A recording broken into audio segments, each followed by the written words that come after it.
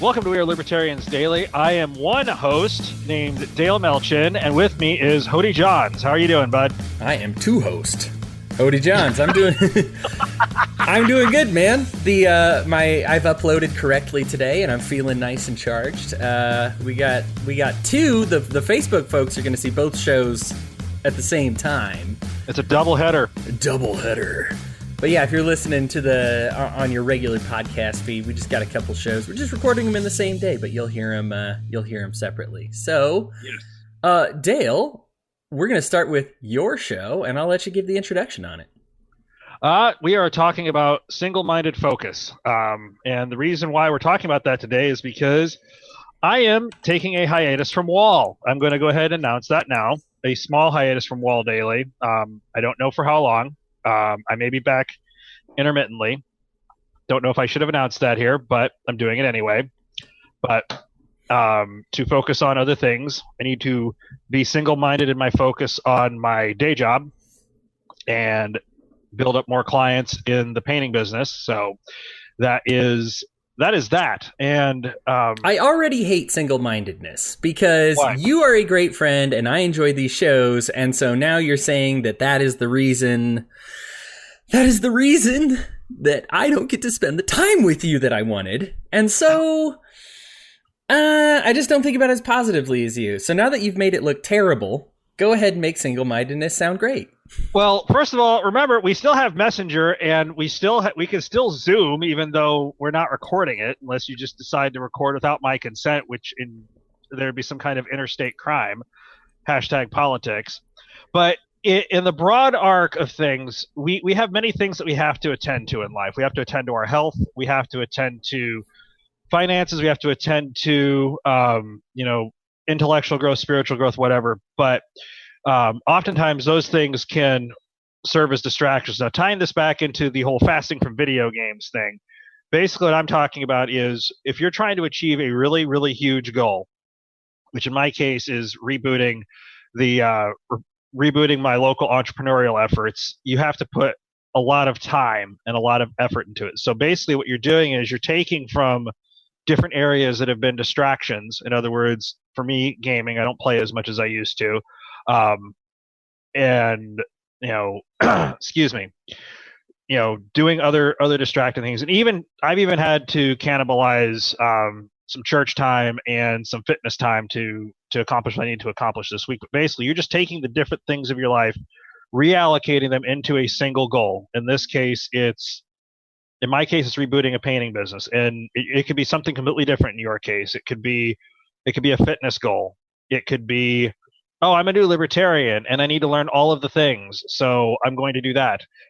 Not very wise. I would still recommend going to your day job while you're learning your libertarianism, but that's one way to do it. And the big advantage of it is you get more as you put the resources into that single goal. You'll accomplish it faster, especially if it's a big one, instead of being all over the board with all these different things. And that's unfortunately why I've got to depart from WAL Daily for a while. I'll still be contributing memes and other things in the background, but yeah, I'm trying to think of the big benefits. Basically, it's just you don't have to, as opposed to being scattered in a bunch of different directions, it gives you one thing to focus on that you can eventually, once you build up to that, you can maybe redirect it in those other things.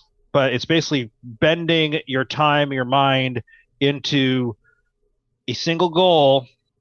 You're basically applying a hammer. I'm sorry, I'm talking too much. You're basically applying a sledgehammer to a pinhole to burst open and get to that, burst open the wall and get to that goal that you're going after. So there. Yeah. That's what I got for it. So what are you? Well, why don't you like it? You can counterpoint me if you want. Oh no, I think single-mindedness is good. I'm just jabbing you. I might have to make a Dale puppet and then just keep doing this. And it'll be like, I do not consent. Well, it's intellectual property. You don't own your trademark in my ANCAP world, so I'm sorry. The ownership of your likeness is for all. No, don't we believe in self-ownership? You can't have my likeness. Self-ownership, but that's an intellectual property issue. I can copy your face and put it wherever I want. There are like trademark laws. In fact, a lot of libertarians think that's like one of the only things that the government should enforce. That's a totally different thing. You just want to do politics on my last 2 episodes. No, I don't. Single-mindedness. Look, big here's liar. the deal. And some people say, well, I'm really good at doing 2 things at the same time. Like a lot of people can, or I shouldn't say a lot, there are a fraction of people who can juggle with one hand, who can take 3 balls and juggle them. Normally, those type of people, though, can juggle like 10 balls if they use both their hands. So really, it's a matter of saying, hey, I'm going to put all of my focus into this one thing and just do it really well. I am the most obvious person on earth when I'm trying to text or be on my phone and talk to somebody at the same time. I'm really bad at it. And so I'm probably a clinical example of why you shouldn't split your focus, why you should be of a single mind when you're accomplishing something. Now, I know the second parts about that we're going to talk about is hitting our goals, but I just want to start with the first part, which is just staying in that single zone. The quality of your work will increase. It has to. Your distractions will decrease. And you just say, this is my zone. I think a lot of this has to do with time management and saying that I have dedicated this time to doing this one thing. One thing that I really wanted to stress, I've talked about it with you before, but even in your leisure, you should be single-mindedness to, exercise single-mindedness to say, I am playing video games right now. And doing nothing else. I don't want distractions. I don't want outside whatever. I don't want to maybe have to run out the door or interrupt to cook dinner. Because here's the thing, the way your brain relaxes, if you're going to say, hey, I'm playing video games for the next X amount of time, budget your time, say this is when it starts, this is when it's over, and I'm not going to do anything else. Because if you never fully unwind, you're never invested in it. And so your brain is never going to actually relax because it's just going to say, well, this is what I'm doing in between work sessions. I don't even like being on Facebook during my relaxing time, unless I've said this is my relaxing time for Facebook, know, and then that's time. And that's fine. One of the things that I noted when we read our first book for the book club, was he was talking about some of the harmful effects of social media. And you just need to say, what he does is he's not off of social media, right? He's a U.S. Senator, by the way. Super important guy. He's not off of social media. He just says, you know what? I eat family dinner and I'm at family dinner. When I'm at Congress, I'm at Congress. And then at the end of the night, I have, a half an hour of time and I said, this is my social media time. And so it actually increases your social media interaction as well, because you can, if you do 100 social media posts a day, but you're all kind of distracted on all of them, versus one that you can put the love and effort into that goes viral. I mean, obviously that's better, right? Versus saying, well, he posts a lot is no substitute for saying he posts, intermittently, but it's a good post. It's something that we want to see. Right. And so really, I mean, that's the result of the effects, but there's no measure for how much that helps your brain to be able to focus on that one thing. And now it's my turn to talk for 4 minutes straight. So there you go, Dale. Back to you. Well, I was already breaking the single-mindedness rule while you were talking there. But I think you're absolutely right. You need to be single-minded in leisure and whatever it is that you're doing. It's almost like going through a particular type of cycle, because if you don't, or like rebooting a computer, because if you don't do the recreation properly, which that's going to be a challenge, because for me, at least going forward, because I'm going to be working 12 or more hours a day, whether I'm working for my main client or I'm acquiring others, it's going to be tough to get that recreation in, and you have to really focus on it and not think about the other things, and put not just your physical energy into it, but your mental energy. You have to be continually vigilant of those arising thoughts. You're like, not dealing with that right now. We're cutting in. We're putting in a floor. We're doing this or that or the other thing. And you're absolutely right about the quality of work increasing. I'm just kind of reflecting back everything that you said here. Excuse me. The thing that's most important, I think, in terms of adapting to single-mindedness is you're basically You've seen Star Wars, right? Oh, have I seen Star Wars? Yes, I have. Okay, so you remember the way the Death Star lights up when it fires the cannon? It has the like the 5 or 6 mini cannons that focus into. Mm, I wish we could actually show it without breaking a copyright, I know. but it all goes in this single thing, and then pew! That's ideally what you're wanting to do on a daily basis because that will create your momentum and more or less make you unstoppable. Now, yeah, you have to cycle it through recreation so that way you can keep going. But beyond that, that's it. That's the main thing that's needed because I see so many times, even with some of the people that I work with, they'll be on a project that I'm on, or they'll be working with me, and then they'll off. Oh, I'm off doing side work, and then it's like, what are you even doing here, man? So that's what I've got to say about that. You want to be like the Death Star laser, but don't take out Alderaan. Yeah, there's a functionality here that's at stake here. So let's actually talk about it physically first. So if you're a chef, you know the term mise en place, which just means everything in its place, right? Right. And so if I'm cooking, I just want to set up everything where it needs to be at first. You know, and basically if I don't do that, then I'm going to have to spend time running around going in between things. Now, especially if you're a hot prep cook. Again, restaurant management's my background, so maybe I make too many cooking analogies, but it really works with this one. That if you are a hot prep person, you're making gravy, you're making sautéed mushrooms, onions, mashed potatoes, all at the same time. And all those have different timers and things going on. And unfortunately, you don't really have the opportunity to only do the gravy right now and then finish. Right. These things have to happen all at once. But if everything's in its place, you got it all timed out, you can manage it because it's all right in front of you. If you don't, then you have to leave and go and do other things and then come back, and then your timers are just going to fall further and further behind, and you're not going to be on time because everything wasn't set up. Now, let's relate that. Maybe you're like, well, I don't cook. That doesn't apply to me. Okay, let's talk about that in Although your you should cook. No, you should.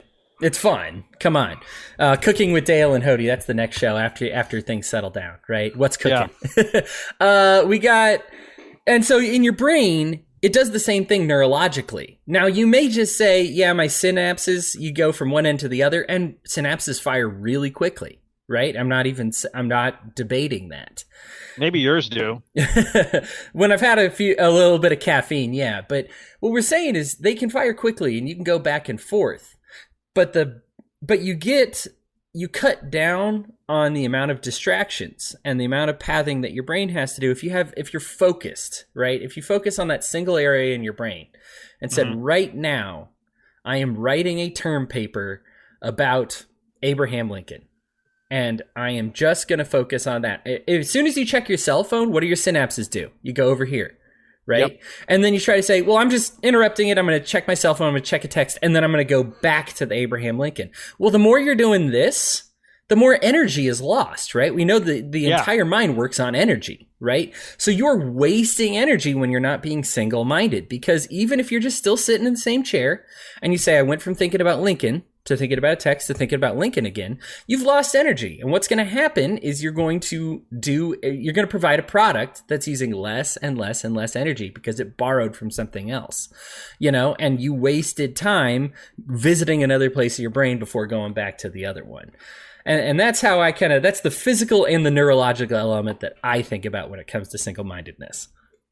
I agree. I'll just illustrate that with something I was thinking about. If you're driving, and I'm just assuming everyone here drives, unless you live in New York, then you probably don't. But anyway, a little sideways energy there. But if you're going straight down a straightaway, you can go theoretically as fast as you want. Now, if you're having to take turns and do drifts and that sort of thing, yeah, a Gran Torino drift or a Tokyo drift can be cool, but you're wasting the energy at that point of your car. And if you're not careful taking a turn, and going directly towards your goal, you could skid off the road or cause other problems that way. I think that leads into what you were saying about the less energy that you put in when you're hopping around between your term paper about Robert E. Lee versus your text messages, it can become a disaster. You could end up with a B or a C or, God forbid, an F. I skipped D, but you want to be able to put out as high of a quality product. And that's a function of your inputs versus your outputs. So yeah, I'll wrap it. I guess I can wrap it there. That was the only illustration I wanted to give you was the Grand Tokyo Torino. I don't even know what that is. Tokyo drifting. I heard a term once. Or skidding out. The drift. I think you said it right. Drifting. Yeah, that's what it is. You nailed it. I played enough video games. I know what drifting is. So I guess if we're going to go to final thoughts, I will start with mine. I love your analogy about the driving because, like you said, you might not think, oh, I'm just, even in NASCAR, you just say for the next 10 seconds, I'm just going straight. Yep. Why don't you see a driver check their cell phone during that time? Because they're going 200. Oh, go ahead. I thought you were asking me. That was rhetorical. Go ahead. It's really not. They're going, you could die, right? But at the same time, if you just say, well, I'm pretty confident I can hold my hand steady, check my cell phone, put it back down again, right? Here's the thing. There's other things to think about involving that race if you're being single-minded. What you say is, yeah, maybe he's not going to crash the car if he doesn't check his phone. But what he can do during that 10 seconds, think about where his competitors are in that race. Mm-hmm. He can think about that upcoming turn that's coming and gauge exactly where he wants to hit it and how it wants to be. He can look ahead, right? And so I think a lot of times when we think, well, I don't need to be single-minded because I'm not going to crash. I believe, and I probably shouldn't say this, but I believe fervently there are some people who can probably text and drive without killing somebody. But here's the thing. Are you your best driver when you're texting and driving? Maybe you're not going to die, but are you at your best? Is a race car driver at his best when he's ripping down that road and says, hey, I'm just going to check a text real quick. Hey, I didn't crash the car. It didn't hurt me at all. Well, it might hurt you in ways that you don't see. You fall a little behind. Your commute gets a little longer. The people behind you get irritated, right? I mean, just things that you might not pick up on just because you said, well, I can do it because I didn't crash. Maybe you're the type of person that's getting an A already on these reports. And you say, well, I get distracted, so who cares? I'm getting the grades that I need to get. Well, then think about what you could do without all those distractions. I mean, you're looking at a masterpiece. Why settle for, an A if you know that an A plus could be out there, right. And even if you say, well, I get 100%, I already know this, I already do this anyway, then get it done faster, right? Be single-minded and get it done faster. If you already are going to give it your best, then give it your best, hit it, knock it out, get it out of the way and get on with your life, and so I think I think for me, when I think single-mindedness, I can't be multitasking because I'm bad at it. But I think even if you're good at it, you need to dial that back and think about how well you're doing everything all at once. Now, some people are great at multitasking. And sometimes you have no choice. Like I mentioned the hot prep guy. Or props to women that are good at cleaning the house because I'm not. But like they'll have like some cleaning thing going on in the bathroom at the same time they're sweeping something. At the same time they're on the cell phone working something out with the babysitter, And they're so good. And sometimes you have to do it all at once. Mm-hmm. But live in that moment and cut down on as many distractions as you possibly can. Say, yes, I'm going to multitask. But people that are great at multitasking, it's not because they're flexible thinkers. They're actually more organized thinkers. They just are able to organize quicker, right? Mm-hmm. They say, okay, well, I'm going to sweep while this is on the stove, and I know how long it takes me to sweep this floor. And so after I finish sweeping the floor, I'm going to put this in the oven, and then I'm going to clean the bathroom, and then I'm going to wash my hands thoroughly. And at about that time, that's the time for me to take this out of the oven, so on there. And so you can say, man, they're good at multitasking. What they're really doing is being good at at they're being single-minded towards the purpose of organization. So I don't want to talk smack against the multitaskers out there, because it really is just a form of single-mindedness. You're just very good at it in ways that I'm not. But yeah, those are my final thoughts. Dale, single-mindedness, your final thoughts. Well, this will be brief. You're just to play off of what you had said, kind of piggybacking and maybe even repeating it. The difference between the hot prep guy and the person who's trying to write their term paper and check their text messages, it's all going towards one purpose, and that's the making sure all of the hot food is ready, which is a cascading effect of a function of the larger kitchen, from what I can tell, of the rest of the restaurant, making sure everything's ready for the meals and the customers to be pushed out to them, so that way the food can be sold, the money can be gotten, and then the people can be paid and the owner can take profits. #capitalism. So you're doing all of this. I don't know how to do that. I just did it, but the gang sign hashtag. Yes. Yeah. The gang sign hashtag. So you're all pushing all of those items into the single purpose, rather than what's the texting? What's the point of that? I mean, yeah, you're communicating, but is that really on task with writing your paper about Edward VI, or any of those other historical figures? So I'll wrap with that. So do you want me to go ahead and do the plugs? Because I'm trying to remember the Patreon page, but you'll have to help me through it again. No, I got you on the plugs. Guys, WeareLibertarians.com, Patreon.com/WeareLibertarians if you want to help us out. I appreciate it. We are going to lose Dale for a hot minute. He's starting his own business. Let's talk about that. Restarting. I have to emphasize. Restarting. I've always had the business. It's just actively grabbing clients now, so it's not that big of a shift. It's just, gotcha. Well, we'll talk about in the next one, since next one's technically your last episode. But support us so that we can pay people like Dale, so that he never has to do another job again. But yeah, again, thanks for your viewership, guys, and keep on fueling the fires of liberty.